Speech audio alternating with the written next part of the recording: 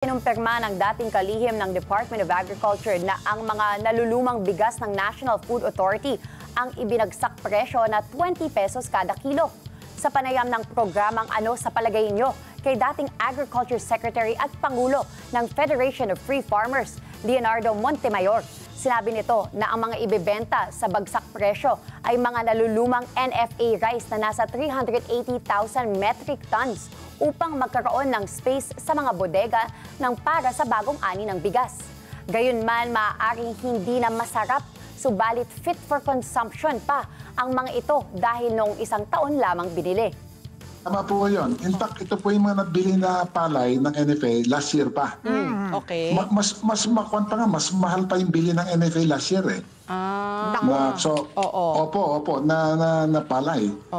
Ngayon, habang tumatagal yan sa bodega ng NFA, siyempre lumuluma yan.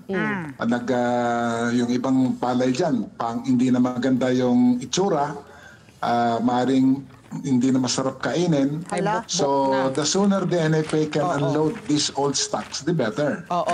At the same time, pag nakapag-unload sila, nakapag-decongest ang bodega, they can buy more palay na bagong ani ng farmers. Ganun po. So I think that's the most immediate reason kung bakit hindi kasi nagtagumpay yung benta po ng bigas. Wala at sa mga LGU. Sa LGU. So ito naisip nila.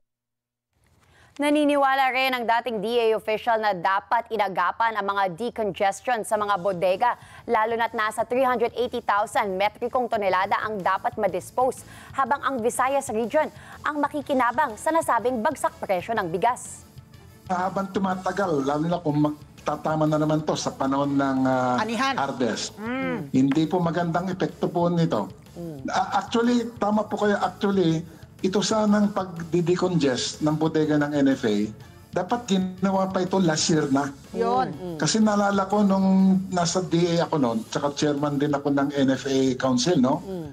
We make sure that before the next harvest comes, ay halos wala nang laman dapat o kukunti na lang ang laman ng bodega ng NFA. Para walang problema po ang gobyerno natin sa pamimili po ng bagong palay. So to keep the stocks fresh also, at the same time there'll be enough space to buy all the necessary palay requirements po ng gobyerno.